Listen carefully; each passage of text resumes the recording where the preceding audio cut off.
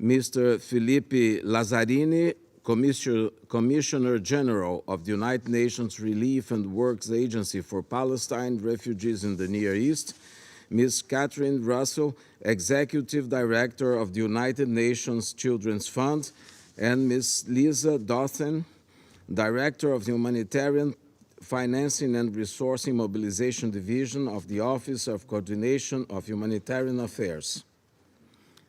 It's so decided.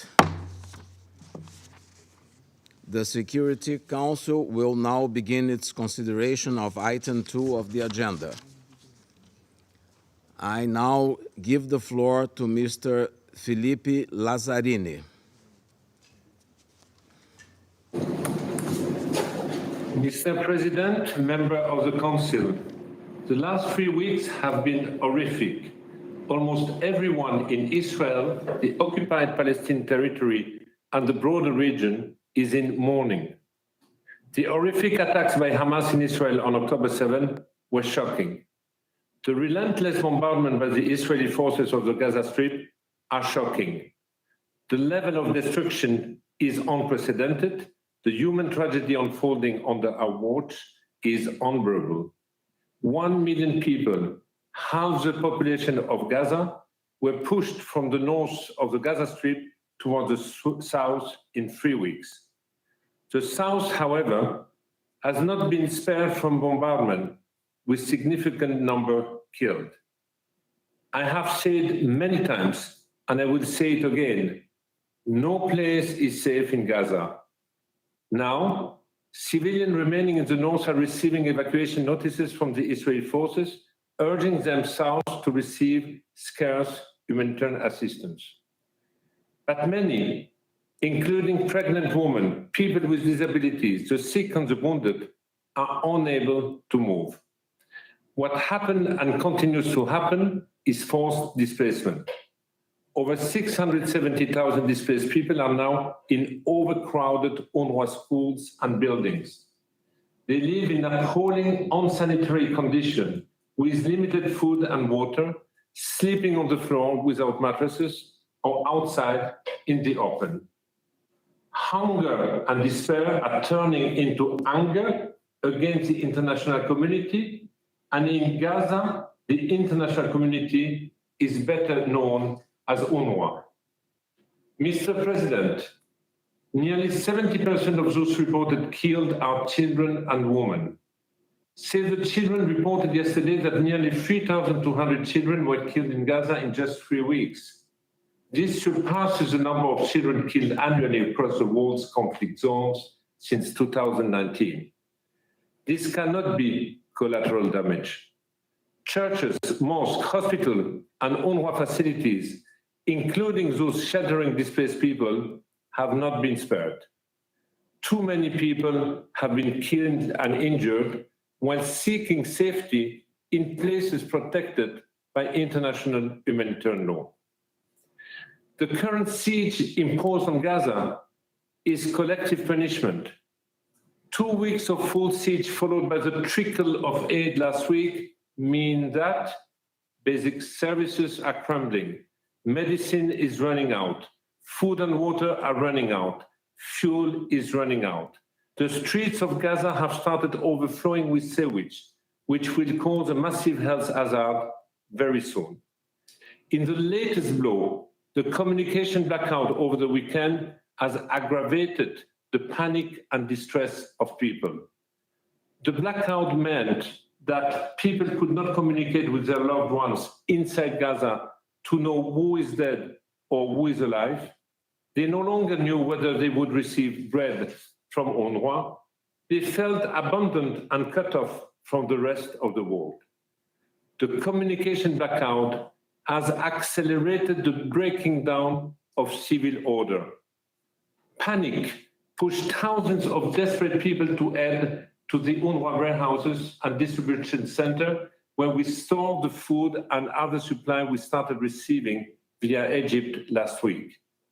A further breakdown in civil order will make it extremely difficult, if not impossible, for the largest UN agency in Gaza to continue operating.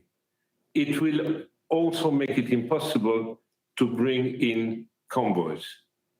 I say this while being fully aware that UNRWA is the last remaining lifeline for the Palestinian people in Gaza. Member of the Council, UNRWA is calling on you for support. I lost 64 colleagues in just over 3 weeks. The last tragic passing confirmed was 2 hours ago. Samir, head of security and safety in the Middle region, was killed with his wife and 8 children. This is the highest number of UN aid workers killed in a conflict in such a short time. My 13,000 colleagues in Gaza are from a community of 1.7 million Palestinian refugees out of 2.2 million residents in the Gaza Strip. Those who are alive have, for the most part, lost relatives, friends, neighbors, and are displaced like the majority of Gazans. Many of my own colleagues now live, sleep, and work in UNRWA shelters. And yet, they are showing exceptional dedication to UN value. No one can do justice to thousands of UNRWA staff who continue to work tirelessly to support their communities. These are teachers, doctors, social workers, engineers, and support staff. They are mother and father. If they were not in Gaza, they could have been your neighbor, your friends. And they are operating 150 UNRWA shelters. They are keeping 1/3 of our health center open and run 80 mobile health teams. They support the entry of humanitarian convoys and the storage and distribution of aid. They distribute the little fuel we have left to hospitals, bakeries, and shelters. My UNRWA colleagues are the only glimmer of hope for the entire Gaza Strip, a ray of light as humanity sinks into its darkest hour. But they are running out of fuel, out of water, out of food and medicine, and will soon be unable to operate. Let me be clear, the handful of convoys being allowed through Rafah is nothing compared to the needs of over 2 million people trapped in Gaza. The system in place to allow aid into Gaza is geared to fail unless there is political will to make the flow of supplies meaningful, matching the unprecedented humanitarian needs. Mr. President, Gaza has over 2 million people, half of them children. Gazans are vibrant, educated people who aspire to have normal lives, families, children, education, and dreams of a better future. Today, Gazans feel that they are not treated as other civilians. Most of them feel trapped in a war they have nothing to do with. They feel the world is equating all of them to Hamas. This is dangerous, and we know this too well from previous conflicts and crises. An entire population is being dehumanized. The atrocities of Hamas do not absolve the state of Israel from its obligation under international humanitarian law. Every war has rules, and this one is no exception. Hannah Arendt said, "The death of human empathy is one of the first and most revealing signs of a culture that is about to fall into barbarity. More than ever, Gazans deserve our empathy. Its absence will deepen the polarization in the region and further push away any prospect of peace." Mr. President, while a lot of the focus is on Gaza, I wish to reiterate that another crisis is unfolding in the West Bank, including East Jerusalem. The United Nations has been sounding the alarm for months on the increased violence.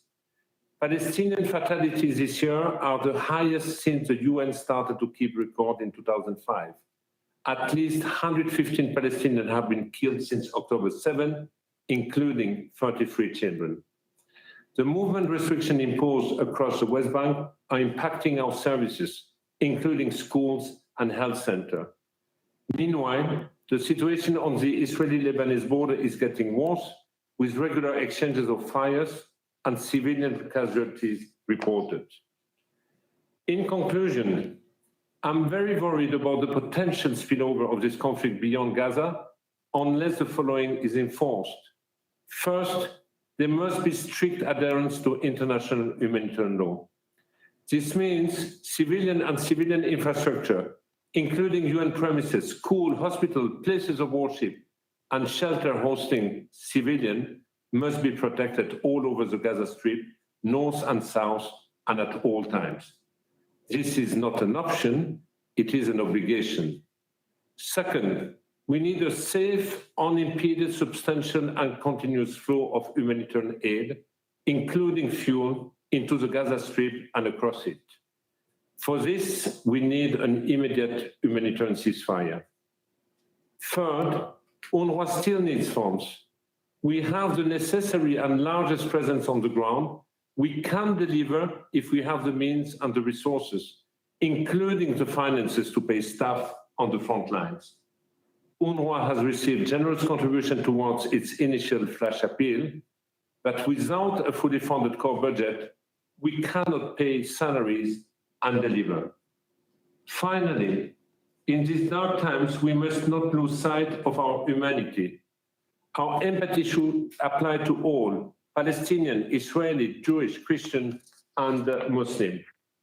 The rules of law of war must be followed by all parties, at all times, in all places. Civilians must be protected, hostages released, and a genuine humanitarian response facilitated.